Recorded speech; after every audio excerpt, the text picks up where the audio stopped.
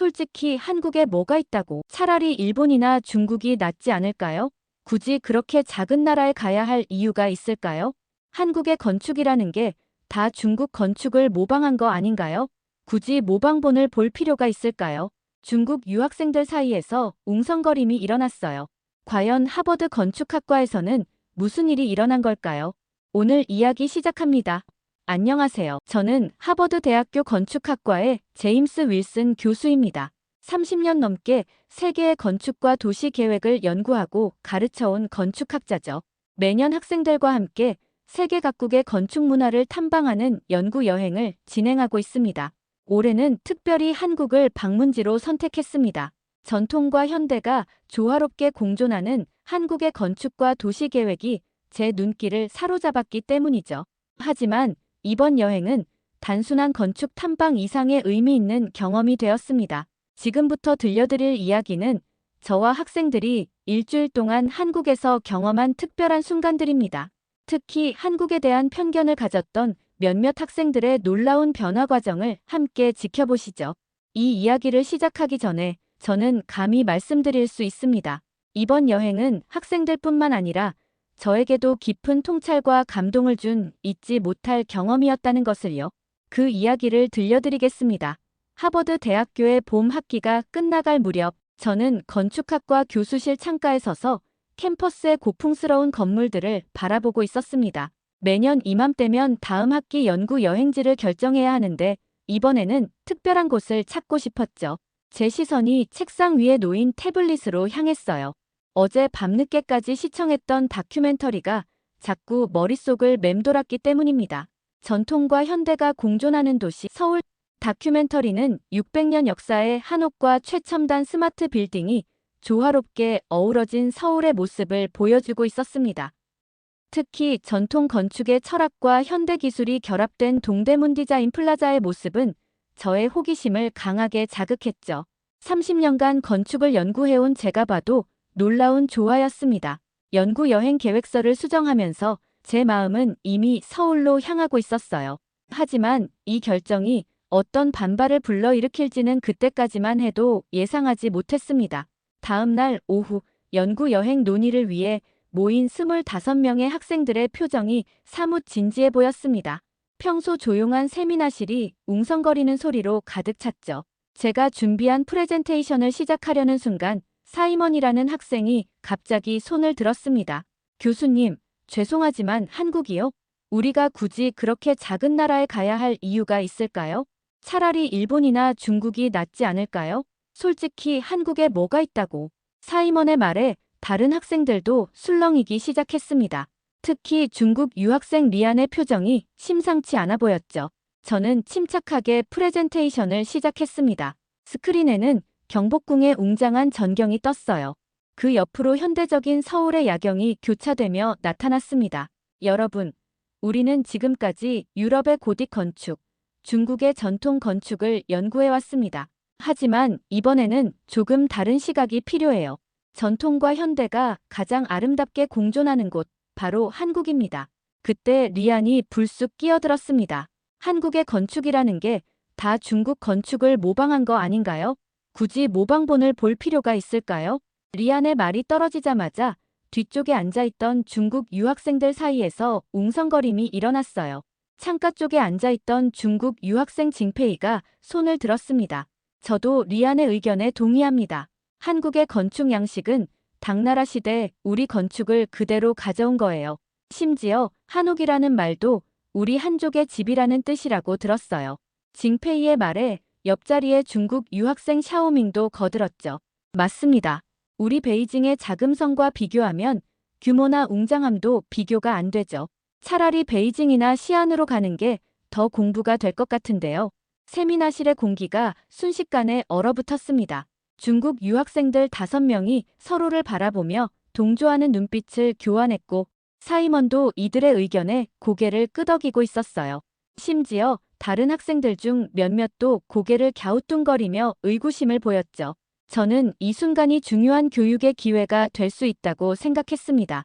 조용히 리모컨을 들어 다음 슬라이드로 넘겼어요. 스크린에는 경복궁 근정전과 자금성의 태화전이 나란히 비교된 이미지가 떴습니다. 여러분, 이 두 건물을 자세히 보세요. 얼핏 비슷해 보이지만 석가래의 배치, 지붕의 곡선, 기둥의 비례가 모두 다릅니다. 이것은 단순한 모방이 아닌 한국만의 미학과 기술로 재해석된 독창적인 건축이에요. 다음 슬라이드에는 창덕궁 후원의 부용정이 나타났죠. 이 건물을 보세요. 자연과 건축이 완벽한 조화를 이루고 있습니다. 한국 건축의 진정한 가치는 웅장함이 아닌 자연과의 완벽한 조화에 있어요. 제 설명이 이어지는 동안 리안과 징페이의 표정이 점점 굳어갔습니다. 하지만 다른 학생들의 눈빛은 점차 호기심으로 반짝이기 시작했죠. 특히 건축공학을 전공하는 제니퍼는 눈을 반짝이며 경청하고 있었습니다. 마지막 슬라이드에서 동대문 디자인 플라자의 미래지향적인 외관이 나타났어요. 그리고 보세요. 이 건물은 자하 하디드가 설계한 걸작입니다. 전통적인 한국의 곡선미를 현대적으로 재해석했죠. 더구나 이 건물은 단순한 외관이 아닌 첨단 친환경 기술이 적용된 스마트 빌딩입니다. 제니퍼가 조심스럽게 손을 들었습니다. 교수님, 저는 이번 기회가 정말 특별할 것 같아요. 오히려 이런 논쟁이 있어서 더 좋은 것 같아요. 우리가 한국에 가서 직접 이런 차이점을 연구하고 토론할 수 있지 않을까요? 마지막으로 경복궁 앞에 서 있는 한복 입은 젊은이들과 그 뒤로 보이는 현대적인 빌딩들의 모습이 어우러진 사진을 보여드렸습니다. 순간 세미나실이 조용해졌어요. 자, 이제 투표를 하겠습니다. 한국 연구 여행에 찬성하는 분들은 손을 들어주세요. 놀랍게도 중국 유학생들과 사이먼을 제외한 대부분의 학생들이 손을 들었습니다. 특히 제니퍼는 두 손을 들고 환하게 웃었죠. 저는 그제서야 마음을 놓을 수 있었어요. 사이먼이 못마땅한 표정으로 중얼거렸습니다. 아직도 이해가 안 되는데. 리안과 다른 중국 유학생들도 불만스러운 표정을 감추지 못했지만 저는 이들의 반응이 오히려 이번 여행을 더욱 의미 있게 만들어줄 거라 확신했습니다. 선입견을 가진 학생들의 변화를 지켜보는 것도 이번 여행의 중요한 목적이 될 테니까요. 좋습니다. 그렇다면 이번 가을 우리는 한국으로 떠나게 되었네요. 여러분의 선택을 후회하지 않게 해드리겠습니다.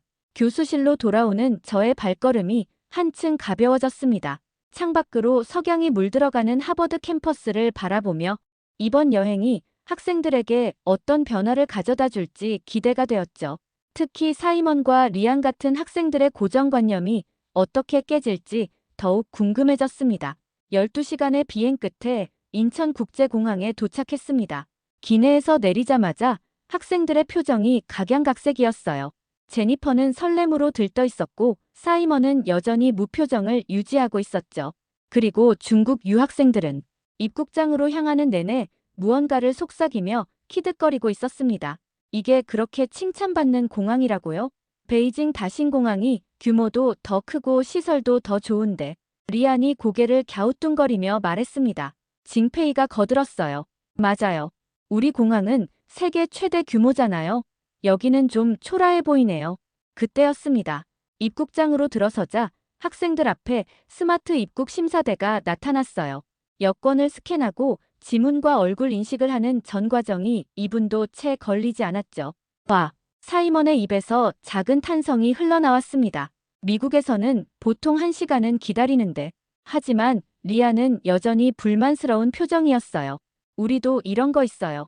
더 좋은 걸로요. 입국장을 빠져나오자 안내 로봇이 다가왔습니다. 영어, 중국어, 일본어를 자유자재로 구사하며 길 안내를 해주는 모습에 학생들의 눈이 휘둥그레졌어요. 특히 사이먼은 로봇과 대화를 나누며 연신 고개를 끄덕였습니다. 교수님, 이건 정말 인상적이네요. 실제로 도움이 되는 로봇은 처음 봐요. 그 말을 들은 샤오밍이 곧바로 반박했습니다. 중국 로봇이 더 뛰어나요. 우리는 이미 식당이나 호텔에서 다 로봇을 쓰고 있어요. 징페이도 가세했죠. 맞아요. 이건 그냥 겉만 번지르르 한 거예요. 실용성으로 따지면 우리가 훨씬 앞서 있죠. 하지만 이번에는 사이먼이 예상치 못한 반응을 보였습니다. 글쎄, 난 이 로봇이 더 자연스러운 것 같은데. 대화도 훨씬 매끄럽고. 리안이 사이먼을 노려보았지만 사이먼은 아랑곳하지 않고 로봇과 대화를 이어갔어요. 공항철도로 이동하는 과정에서도 중국 유학생들의 트집 잡기는 계속되었습니다. 하지만 깨끗한 객실과 정확한 시간 운행에 사이먼의 표정이 점점 달라지는 게 보였어요. 특히 전 구간 무료 와이파이에 놀란 듯했죠. 이건 진짜 대단한데요? 사이먼이 스마트폰 속도를 확인하며 말했습니다. 뉴욕 지하철은 아직도 와이파이 터지는 역이 몇 개 안 되는데. 그래봤자 우리 중국이. 리안이 또 무언가를 말하려 했지만 이번에는 사이먼이 먼저 말을 잘랐습니다. 리안, 이제 좀 그만하지 그래. 계속 비교하는 게 좀 피곤하지 않아? 그 순간 객실이 조용해졌어요. 리안의 얼굴이 붉어졌고 다른 중국 유학생들도 당황한 기색이 역력했습니다. 서울역에 도착하자 또 다른 놀라움이 기다리고 있었죠.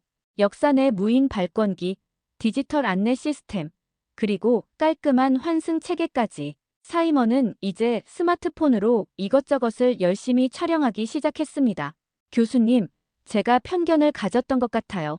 사이먼이 조용히 제 옆으로 다가와 말했습니다. 아직 시작에 불과하지만 벌써 많이 놀랐네요. 그 말을 들은 리안의 표정이 더욱 일그러졌습니다. 중국 유학생들은 이제 자기들끼리만 똘똘 뭉쳐서 중국어로 속삭이고 있었어요. 저는 그들의 모습을 보며 미소 지었습니다. 아직 여행은 시작에 불과했고 앞으로 그들의 편견이 하나둘 깨져나가는 걸 지켜보는 것도 이번 여행의 중요한 부분이 될 터였으니까요. 호텔로 향하는 버스 안에서 사이먼이 창밖을 바라보며 혼잣말처럼 중얼거렸습니다. 이런 게 있을 줄은 몰랐네.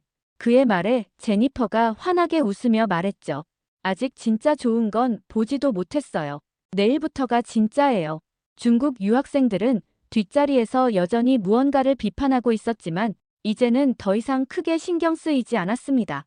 오히려 이런 반응이 앞으로의 여정을 더욱 흥미진진하게 만들어줄 거라는 확신이 들었어요. 서울의 화려한 야경이 버스 창 너머로 펼쳐지기 시작했습니다. 학생들의 탄성이 여기저기서 터져나왔고 이제는 중국 유학생들조차 잠시 말을 멈추고 그 광경을 바라보고 있었죠. 저는 이제 시작일 뿐이라고 내일부터 진짜 놀라운 일들이 기다리고 있다고 말해주고 싶었지만 굳이 그러지 않았습니다. 그들이 직접 보고 느끼고 깨달아가는 과정. 그것이야말로 진정한 배움이니까요. 아침 일찍 전주행 KTX에 올랐습니다. 200여 채의 한옥이 모여있는 전주 한옥마을로 향하는 길이었죠. 학생들 대부분이 깜빡 졸고 있었지만 중국 유학생들은 여전히 무언가를 속닥거리며 웃고 있었어요. 전주역에 도착해 한옥마을로 향하는 버스에 오르자 리안이 또다시 입을 열었습니다. 우리 핑야오 고성에는 3,000채가 넘는 전통가옥이 있는데 고작 200채를 보러 여기까지 왔다니. 그의 말이 채 끝나기도 전에 한옥마을이 시야에 들어왔습니다. 기와 지붕이 물결치듯 펼쳐진 풍경에 학생들이 탄성을 내뱉었어요. 와, 마치 시간여행을 한 것 같아요. 제니퍼가 감탄했습니다. 하지만 징페이가 곧바로 끼어들었죠. 중국 전통 건축을 그대로 베낀 거예요. 보세요. 이 기와도 우리 거랑 똑같잖아요. 그때였습니다. 이제껏 조용히 있던 사이먼이 갑자기 고개를 돌렸어요. 징페이, 넌 왜 그렇게 자꾸 비교하는 거야? 여기 와서 뭔가를 배우려는 거잖아. 징페이의 얼굴이 붉어졌지만 말대꾸하지 못했습니다. 전통 한옥 체험관에 도착해 한복으로 갈아입는 동안에도 중국 유학생들의 불평은 계속되었어요. 이것도 우리 한풀을 베낀 거예요. 보세요, 소매 모양이. 리안이 또다시 시비를 걸려 했지만 이번에는 현지 가이드님이 차분하게 대응해 주셨습니다. 한복과 한푸는 같은 뿌리에서 시작됐지만 각자 다른 방향으로 발전해 왔어요. 한복의 치마선이나 저고리의 벨의 선을 보세요. 곡선의 아름다움이 어떻게 다른지. 가이드님의 설명에 사이먼이 고개를 끄덕이며 한복을 유심히 살펴보기 시작했습니다. 점심시간, 전통 한정식이 나왔을 때였어요. 반찬 하나하나가 정갈하게 놓인 상차림에 학생들의 눈이 휘둥그레졌습니다. 이렇게 많은 반찬을 다 먹어야 하나요? 샤오밍이 비아냥거렸어요. 하지만 사이먼은 이미 젓가락을 들고 음식을 맛보기 시작했습니다. 이건 정말 특별해. 하나하나가 다 다른 맛이야. 그런데도 조화롭네. 식사가 끝나고 한옥 안채를 둘러보는 동안 온돌방에 대한 설명이 이어졌습니다. 바닥 난방 시스템의 과학적 원리를 들으며 사이먼의 눈이 반짝였어요. 이게 수백 년 전의 기술이라고요? 놀랍네요. 현대의 바닥 난방과 원리가 같다니. 그때 리안이 또다시 끼어들었습니다. 이것도 우리 캉을 베낀 거예요. 중국이 먼저. 리안. 이번에는 사이먼이 확실하게 목소리를 높였어요. 너희들 정말 이해가 안 돼. 왜 이렇게 모든 걸 깎아내리려고 해? 이렇게 아름다운 문화를 보면서도 순간 주변이 조용해졌습니다. 중국 유학생들은 당황한 기색이 역력했고 다른 학생들은 놀란 눈으로 사이먼을 바라보고 있었죠. 난 처음에는 한국이 별거 없을 거라고 생각했어. 사이먼이 계속해서 말했습니다. 근데 와서 보니까 이렇게 전통을 지키면서도 현대화를 이룬 게 정말 대단해 보여. 왜 너희는 이걸 인정하지 못하는 거야? 대청마루에 앉아 전통차를 마시는 동안 중국 유학생들은 처음으로 조용해졌습니다. 저녁 노을이 한옥의 처마 끝을 물들이고 있었고 어디선가 풍경 소리가 들려왔어요. 이런 게 바로 한국의 미학이에요. 가이드님이 말씀하셨습니다. 자연과 조화를 이루며 소박하지만 품격 있게. 해가 저물어갈 무렵 한옥 체험관을 나서는 길에 리안이 조용히 제 옆으로 다가왔습니다. 교수님, 제가 너무 편협했나요? 저는 미소를 지으며 대답했습니다. 리안, 문화는 서로 영향을 주고받으며 발전하는 거야. 중요한 건 그 과정에서 각자의 독창성을 어떻게 만들어가느냐지. 버스에 오르며 뒤를 돌아보니 기와지붕 너머로 석양이 아름답게 물들어가고 있었습니다. 오늘 하루 학생들의 마음속에도 뭔가가 조금씩 물들어가고 있는 것 같았어요. 서울로 돌아온 첫날, 동대문 디자인 플라자 DDP를 방문하기로 했습니다. 유려한 곡선의 외관이 시야에 들어오자 학생들의 탄성이 터져 나왔어요. 이게 바로 자하 하디드가 설계한 건물이군요. 사이먼이 고개를 들어 건물 전체를 눈에 담으려 애쓰며 말했습니다. 하지만 리아는 여전히 불만스러운 표정이었어요. 베이징의 봉황 미디어 센터가 더 웅장하고 화려한데 그때였습니다. 건물 앞에서 한복을 입은 외국인 관광객들이 인생샷을 찍고 있었어요. 현대 건축물과 전통 의상의 독특한 조화가 인상적이었죠. 이게 바로 제가 보여주고 싶었던 겁니다. 제가 학생들을 둘러보며 말했어요. 전통과 현대가 자연스럽게 어우러지는 모습이죠. 내부로 들어서자 첨단 전시 시스템이 우리를 맞이했습니다. 디지털 아트와 전통 공예품이 함께 전시된 공간에서 징페이의 표정이 미묘하게 변하기 시작했어요. 이건 좀 특별한데요? 징페이가 조심스럽게 말을 꺼냈습니다.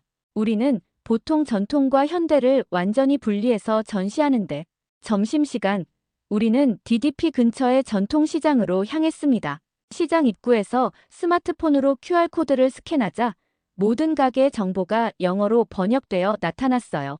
와, 이건 정말 똑똑한데요? 사이먼이 감탄했습니다. 전통시장인데 이렇게 첨단 시스템을. 샤오밍이 끼어들려 했지만 이번에는 리안이 먼저 입을 열었습니다. 솔직히 이건 우리도 배워야 할 것 같아요. 전통을 버리지 않으면서 현대화하는 방식이. 순간 모든 학생들의 시선이 리안에게 집중됐어요. 어제까지만 해도 모든 것을 비판하던 리안의 입에서 이런 말이 나올 줄은 아무도 예상하지 못했으니까요. 오후에는 북촌 한옥마을로 향했습니다. 좁은 골목길을 걷다가 한 한옥 카페에 들어갔어요. 전통차와 현대식 커피를 함께 파는 이 공간에서 학생들은 저마다의 감상을 나누기 시작했습니다. 여기 있으니까 이상하게 마음이 편안해져요. 사이먼이 처마 및 풍경 소리를 들으며 말했습니다. 현대적인 편리함도 있으면서 전통의 고즈넉함도 느낄 수 있고 징페이도 이제는 달라진 모습이었어요. 맞아요. 처음에는 이해가 안 됐는데 이렇게 자연스럽게 섞일 수 있다는 게 신기해요. 저녁이 되어 남산 서울타워로 향하는 케이블카에 탑승했습니다. 창밖으로 한눈에 들어오는 서울의 야경은 압도적이었어요. 고층 빌딩 사이로 보이는 고궁의 모습이 마치 시간을 초월한 듯했죠. 교수님, 리안이 조용히 제 옆으로 다가왔습니다. 제가 계속 고집을 부렸네요. 여기 와서 보니 우리와는 다른 방식으로 발전한 게 보여요. 더 이상 비교하고 싶지 않아요. 그때 사이먼이 끼어들었습니다. 나도 처음에는 편견이 있었어. 근데 이제는 오히려 부럽다. 이렇게 전통과 현대를 조화롭게 발전시킬 수 있다는 게 밤이 깊어갈수록 서울의 불빛은 더욱 화려해졌습니다. 중국 유학생들은 이제 더 이상 비아냥거리지 않았어요. 대신 스마트폰으로 열심히 사진을 찍으며 서울의 밤을 담아가고 있었죠. 귀갓길, 지하철에서 모두가 피곤해 지쳐 있을 때였습니다. 갑자기 징페이가 입을 열었어요. 내일은 어디로 가나요, 교수님? 이제 정말 기대되네요. 그 말을 듣는 순간 저는 작은 미소를 지을 수밖에 없었습니다. 드디어 벽이 허물어지고 있다는 걸 느낄 수 있었으니까요. 임진각으로 향하는 버스 안 학생들의 표정이 어제와는 사뭇 달랐습니다. DMZ 투어에 대한 설명을 들으며 모두가 진지한 얼굴을 하고 있었어요. 한반도가 분단된 지 70년이 넘었다니. 사이먼이 자료를 보며 중얼거렸습니다. 그때 리안이 또다시 입을 열었습니다. 우리 중국이 없었다면 한국은 진작 망했을 텐데요. 한국 전쟁 때 우리가 리안. 이번에는 징페이가 리안의 말을 끊었어요. 이제 그만해. 우리가 여기 와서 배운 게 뭐야? 계속 그렇게 우리나라 자랑만 할 거야? 임진각에 도착해 전망대에 올랐습니다. 망원경으로 북한 지역을 바라보는 동안 모든 학생들이 숙연해졌어요. 초가을의 맑은 하늘 아래 철조망과 감시초소가 멀리 보였죠. 저쪽이 북한 지역입니다. 가이드가 설명을 이어갔습니다. 멀리 보이는 건물들이 개성 지역이에요. 이곳은 남북한의 긴장이 늘 존재하는 곳이지만 동시에 평화에 대한 희망도 간직한 공간입니다. 이런 상황에서도 이렇게 발전했다는 게 정말 믿기지 않네요. 사이먼이 깊은 감동이 담긴 목소리로 말했습니다. 도라산역으로 이동하는 동안 중국 유학생들의 태도가 확연히 달라졌어요. 특히 리아는 더 이상 비꼬는 말을 하지 않고 오히려 진지하게 질문을 던지기 시작했습니다. 어떻게 이런 상황에서도 긍정적인 마인드를 유지할 수 있는 거죠? 우리는 항상 크기나 힘을 자랑했는데 정작 중요한 건 따로 있었던 것 같아요. 제3땅굴을 견학하면서는 더욱 깊은 침묵이 이어졌습니다. 좁은 땅굴을 따라 내려가는 동안 학생들의 표정이 점점 더 무거워졌어요. 습한 공기와 어두운 조명 아래에서 분단의 현실을 직접 체감하는 듯 했습니다. 이런 위협 속에서도 평화를 이야기하는 한국인들이 대단해요. 땅굴에서 나온 후 샤오밍이 조용히 말했습니다. 처음에 전 한국이 별로 없는 작은 나라라고 생각했어요. 사이먼이 갑자기 입을 열었습니다. 하지만 이런 상황에서도 이만큼 발전하고 세계적인 문화 강국이 됐다는 게 정말 존경스럽네요. 도라전망대에서 북한 땅을 바라보며 리안의 눈시울이 붉어졌습니다. 죄송해요, 교수님. 제가 너무 교만했네요. 이런 현실 속에서도 이렇게 발전한 나라를 폄하했다니. 전망대 창을 통해 보이는 북한의 산들은 우리가 서 있는 남한의 산들과 다르지 않았습니다. 같은 하늘 아래 같은 산맥이 이어져 있는데 사람들이 그어놓은 보이지 않는 선이 이 모든 것을 갈라놓고 있었죠. 철책선을 따라 설치된 평화의 리본들을 보면서 징페이가 말했습니다. 우리는 항상 큰 것만 자랑했는데 정작 중요한 건 그게 아니었네요. 어떤 상황에서도 희망을 잃지 않는 모습, 그게 진정한 강인함인 것 같아요. DMZ 생태공원에서는 특별한 광경을 목격했습니다. 철조망 사이로 평화롭게 날아다니는 철새들. 자연은 인간이 만든 경계를 모르는 듯 했어요. 보세요. 제가 학생들에게 말했습니다. 자연은 이런 인위적인 경계를 모르죠. 어쩌면 우리도 배워야 할지 모릅니다. 돌아오는 버스 안에서 사이먼이 저에게 다가왔습니다. 교수님, 이번 여행이 제 인생을 바꾼 것 같아요. 한 나라를 판단하기 전에 그들의 역사와 상황을 먼저 이해해야 한다는 걸 배웠습니다. 뒷자리에서는 중국 유학생들이 조용히 대화를 나누고 있었어요. 더 이상 비웃음도 비아냥거림도 없었습니다. 대신 그들의 눈에는 깊은 이해와 존중이 깃들어 있었죠. 서울로 돌아오는 길, 석양이 버스 창을 물들였습니다. 평화로운 한국의 시골 풍경을 바라보며 모든 학생들이 각자의 생각에 잠겨 있었어요. 민통선 근처의 논에서는 농부들이 여전히 일상을 이어가고 있었고 그 모습이 어쩐지 가슴 뭉클하게 다가왔습니다. 평화는 거창한 것이 아닐지도 모릅니다. 어쩌면 이렇게 일상을 지켜내는 것, 그리고 서로를 이해하고 존중하는 것에서부터 시작되는 것일지도 모르죠. 인천국제공항으로 향하는 마지막 아침, 호텔 로비에서 학생들이 모였습니다. 일주일 전과는 사뭇 다른 분위기였어요. 특히 리안과 사이먼의 표정이 많이 달라져 있었죠. 교수님, 리안이 제게 다가왔습니다. 마지막으로 한 가지만 여쭤봐도 될까요? 어떻게 한국은 이렇게 모든 것을 조화롭게 만들 수 있었을까요? 리안의 눈빛에는 더 이상 적대감이 없었습니다. 대신 진정한 궁금증이 담겨 있었어요. 그건 내가 이번 여행에서 직접 보고 느낀 것처럼. 제가 말을 시작하려는 순간 사이먼이 끼어들었습니다. 내가 대신 답해도 될까요? 사이먼이 진지한 표정으로 말을 이어갔어요. 그건 바로 열린 마음 때문이야. 우리처럼 처음부터 편견을 가지지 않았기 때문이겠지. 전통을 지키면서도 새 것을 받아들일 줄 알았고 어려움 속에서도 희망을 잃지 않았잖아. 징페이가 고개를 끄덕였습니다. 맞아요. 우리는 항상 우리가 최고라는 생각만 했는데 정작 한국은 겸손하게 배우면서 자기만의 것을 만들어냈네요. 공항으로 가는 버스 안에서 학생들은 저마다의 느낌을 나누기 시작했습니다. 샤오밍이 먼저 입을 열었어요. 처음에는 한국의 모든 것이 중국을 베낀 거라고 생각했어요. 근데 이제는 오히려 우리가 배워야 할 게 많다는 생각이 들어요.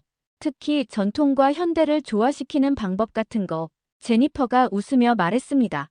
너희들의 변한 모습을 보니까 더 감동적이야.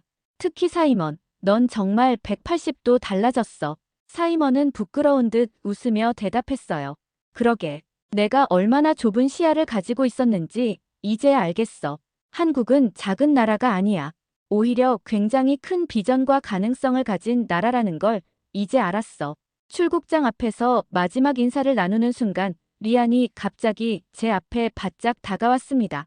교수님, 제가 연구 주제를 바꾸고 싶어요. 한국의 도시 재생 프로젝트에 대해 연구하고 싶습니다. 어떻게 전통 건물들을 보존하면서 현대화를 이뤄냈는지, 그리고 그 과정에서 주민들의 삶의 질을 어떻게 높였는지, 나도 주제를 바꾸고 싶어요. 징페이도 거들었습니다. 한국의 문화유산 보존 정책과 현대화 전략을 비교 연구하고 싶어요. 우리나라에도 도움이 될 것 같아서요. 사이먼은 조용히 제 손을 잡았습니다. 교수님, 정말 감사합니다. 이번 여행은 단순한 학술 연구가 아니었어요. 우리의 편견과 오만함을 깨는 소중한 시간이었습니다. 비행기 탑승 시간이 다가오자 학생들은 아쉬움을 감추지 못했어요. 특히 중국 유학생들은 처음과는 전혀 다른 모습이었습니다. 다음에 또 올게요. 리안이 마지막으로 말했습니다. 이번에는 더 열린 마음으로 더 많이 배우러 오고 싶어요. 그들이 출국장으로 사라진 후 저는 공항 창가에 서서 하늘을 바라보았습니다. 일주일 전 이들의 변화를 기대하며 시작했던 여행이 이렇게 아름답게 마무리될 줄은 저도 예상하지 못했네요. 창밖으로 학생들이 탄 비행기가 하늘로 솟아오르는 모습이 보였습니다. 저는 그들이 한국에서 배운 열린 마음과 조화의 가치를 각자의 삶에서 꼭 실천해 주길 바라며 마지막 인사를 전했어요. 이제 그들은 달라진 시선으로 세상을 바라볼 것입니다. 그리고 그것이야말로 이번 여행의 가장 큰 성과가 아니었을까요? 오늘 또 감동의 이야기는 여기까지입니다. 여행을 하며 중국 유학생들의 마음이 변하는 과정은 정말 감동입니다. 여러분들의 생각도 댓글로 담아주시면 다음 영상 제작에 큰 힘이 됩니다. 감사합니다.